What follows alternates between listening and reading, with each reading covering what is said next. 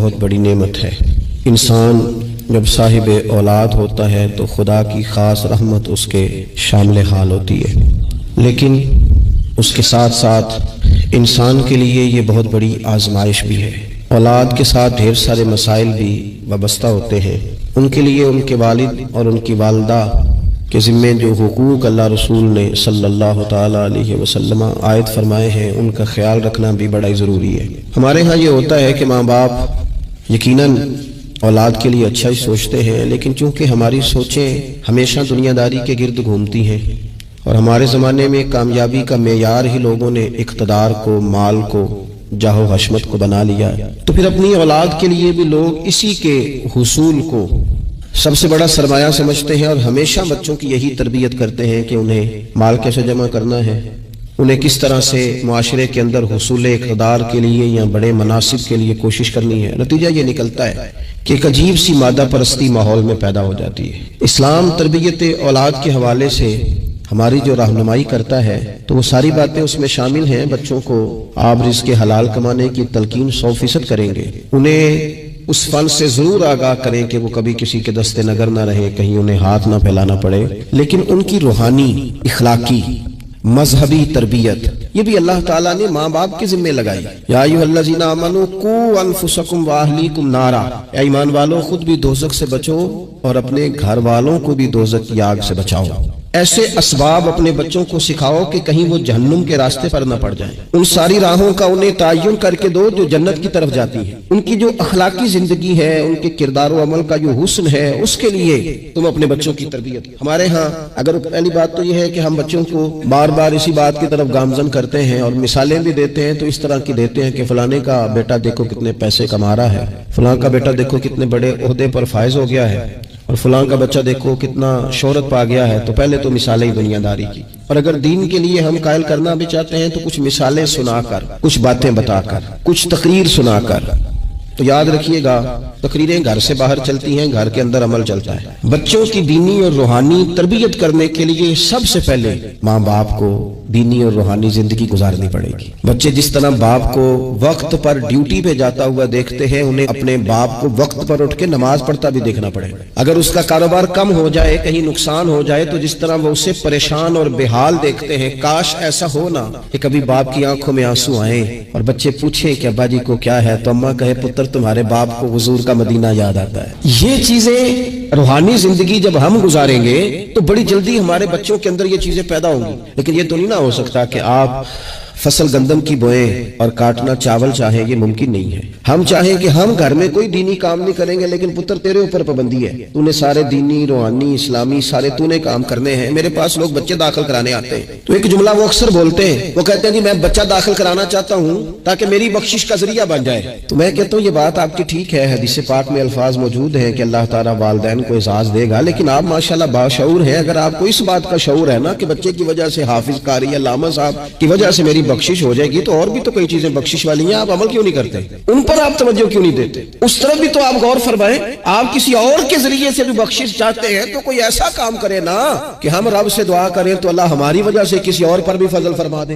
لیکن ہم اپنے آپ کو تبدیل نہیں کرنا چاہتے، اپنے اندر تبدیلی نہیں لانا چاہتے۔ ہم کوئی سویرے اٹھ کے کچھ مصلی کو، عبادت کو، اللہ کو ٹائم نہیں دینا چاہتے۔ ہم گھر میں سچ نہیں بولنا چاہتے۔ کیا ہمارے بچوں کو خبر نہیں ہے کہ ہم موبائل پہ کیا دیکھتے ہیں؟ کیا بچوں سے یہ بات چھپی ہوئی ہے کہ گھر کے اندر جو مال آتا ہے وہ کس طرح کا ہے؟ کیا ہمارے بچے نہیں دیکھتے کہ ہمارے باپ کا رویہ ہماری ماں کے ساتھ کس طرح کا ہے؟ کیا وہ چیزیں بنظر غائب غور سے ملاحظہ نہیں کرتے کہ ہماری اماں کا رویہ اپنے میکے کے حق میں کیا ہوتا ہے اور باپ کے والدین کے حق میں کیا ہوتا ہے؟ وہ ساری چیزیں جو ہمارے گھر میں ہو رہی ہوتی ہیں وہ بغیر ہمارے بتائے بچے اسے سبق لے رہے ہوتے ہیں۔ اس رستے کے وہ مسافر ہوتے ہیں جس رستے پر میرے گھر والے چل رہے ہوتے ہیں۔ تو اپنے بچوں کی اخلاقی تربیت کے لیے سب سے پہلے تو گرمیوں میں دوپہر کو سارے لوگ کے گاؤں میں سویا کرتے تھے، تو ایک بچہ، ایک نوجوان موٹر سائیکل پہ نا، اس نے بڑا سخت ہارن لگایا ہوتا تھا۔ تو وہ لاڈلا بچہ تھا، اپنے ماں باپ کا اکلوتی اولاد تھی، تو وہ گلی سے گزرتا تو میری والدہ بڑی ناراض ہوتی، کئی دفعہ برا بھلا بھی کہتی کہ اس کو شرم ہی نہیں آتی، یہ سوتوں کو جگا دیتا ہے، اتنا سخت ہارن لگا دیا ہے۔ پھر کچھ عرصے کے بعد اس نے وہ ہارن کھیڑ دیا، اسی گلی سے گزرتا لیکن چپکے سے۔ تو بچہ شرارتیں کرنے والا شرارت چھوڑ جائے تو پھر بھی سوال کھڑا ہوتا ہے کہ کیوں چھوڑ گیا ہے؟ تو اماں جی کہنے لگی انہوں پوچھتے سے کی ہویا سو۔ میں نے اس سے ایک دن کہا کہ خیر ہے، تو مجھے کہنے لگا بھائی جان میرے گھر میں بیٹی پیدا ہوئی ہے۔ تے میری والدہ نے مینوں تھپکی دے کے کہ پتر ہے ہارن لا چھڑ تیاں دے پیو انج دے کام نہیں کردے. میں اب صاحب اولاد ہوں تو اگر میرا کردار اس طرح کا ہوگا تو پھر لہجہ کیا ہوگا. میں نے چھوڑ دیے سارے کام چونکہ میرے گھر میں بیٹی آ گئی ہے اور میری ماں نے مجھے کہا ہے کہ بیٹیوں کے باپ کا یہ لہجہ نہیں ہوتا. میں ایک دوسری بات بھی آپ کو عرض کرتا ہوں. میں کھانا کھا رہا تھا گھر کے اندر بیٹھا تھا تو میری گھر والی مجھ سے کہنے لگی کہ باہر بچہ بڑا بلک بلک پہ رو رہا ہے مدرسے کا. میں نے کہا جلدی سے بلاؤ. وہ بچہ اندر آیا تو وہ کانپ رہا تھا. اس کی حالت اس طرح کی تھی کہ شاید تھوڑی دیر میں گر جائے. تو مجھے تو کھانا بھول گیا. میں نے کہا پتر خیر ہے کیا ہوا کیا ہے. تو بولے تو اس سے بات نہ ہو سکے ہانپتے کامتے تڑپتے ٹوٹتے جملے. تو میں نے کہا بیٹے کیا بات ہے چھوٹا سا بچہ ہے.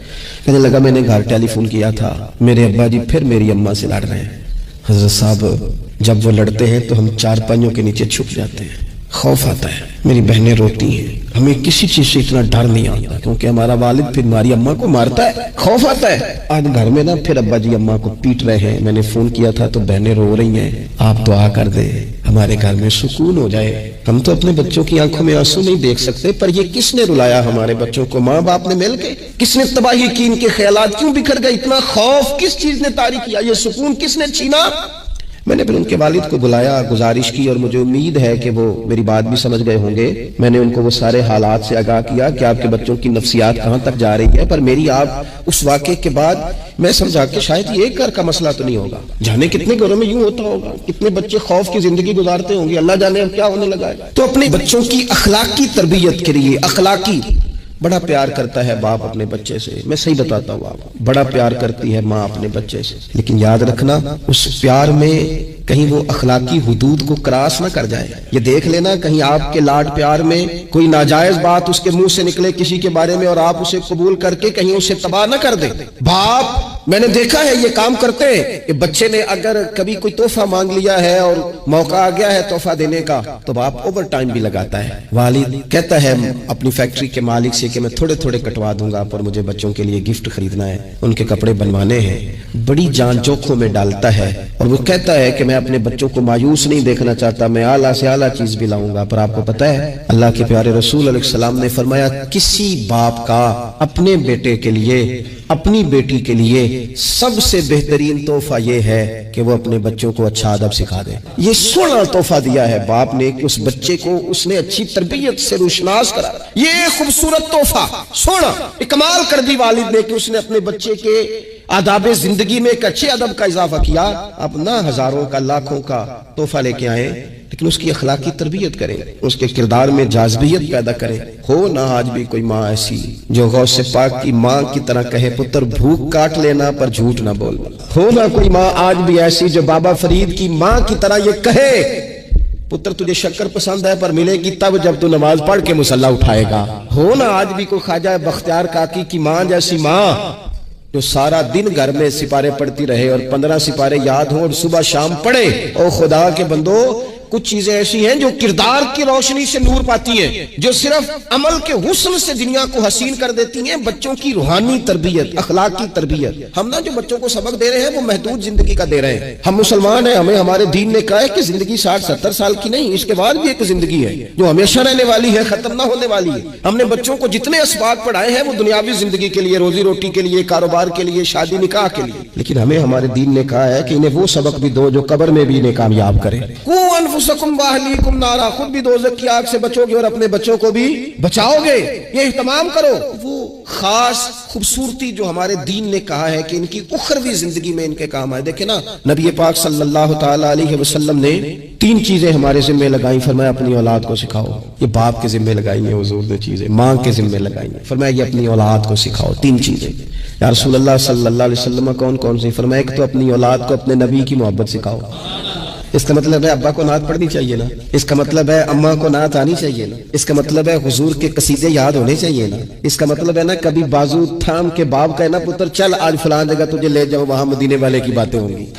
اس کا مطلب ہے کہ اسے باپ کو ان سارے رستوں کا تعین تو بیٹے کا بازو تھام کے اسے کتنی جگہوں پہ لے گیا ہے. چل ایک دن یوں بھی کر تھام اس کا بازو اور اسے حضور کے مدینے بھی لے جا کر محبوب کے سامنے کھڑا. فرمایا اپنے بچوں کو اپنے نبی کی محبت سکھاؤ اور فرمایا دوسرے کام یہ کرو کہ اپنے بچوں کو اپنے نبی کی اولاد کی محبت سکھاؤ. سکھائی حضرت عمر نے جناب عبداللہ ابن عمر کو محبت تو پھر انہوں نے محبت کی اپنی اولاد کو اپنے نبی کریم کی اولاد کی اہل بیت کی محبت سکھاؤ. اور تیسرا حضور نے ذمہ لگایا کہ اپنے بچوں کو قرآن پاک کی تلاوت سکھاؤ. امام باپ سکھائیں، پہلے خود سیکھیں پھر اپنے بچوں کو سکھائیں. انہیں کہ پتر آ بیٹھ میرے پاس بیٹھ کے قرآن شریف پڑھ، میں تجھے پڑھاتا ہوں. تلاوت کلام مجید تو ہر مسلمان کے لیے صحیح تلفظ سے سیکھنا ضروری ہے، تو پہلے سیکھیں پھر سکھائیں. تو ان کی اخلاقی تربیت، روحانی تربیت، دو انسان کی تربیت کے مزاج ہوتے ہیں، کہ اس کی ظاہری تربیت ہوتی ہے، کہ اس کی باطنی تربیت ہوتی ہے. اس کے ظاہر کا بھی خیال کریں. نبی پاک علیہ السلام کے سامنے ایک بچہ کھانا کھا رہا تھا تو جہاں سے مرضی کھا رہا تھا، تو اللہ کے پیارے رسول صلی اللہ تعالی علیہ وسلم نے فرمایا سیدھے ہاتھ سے کھاؤ اور اپنی سائیڈ سے کھاؤ،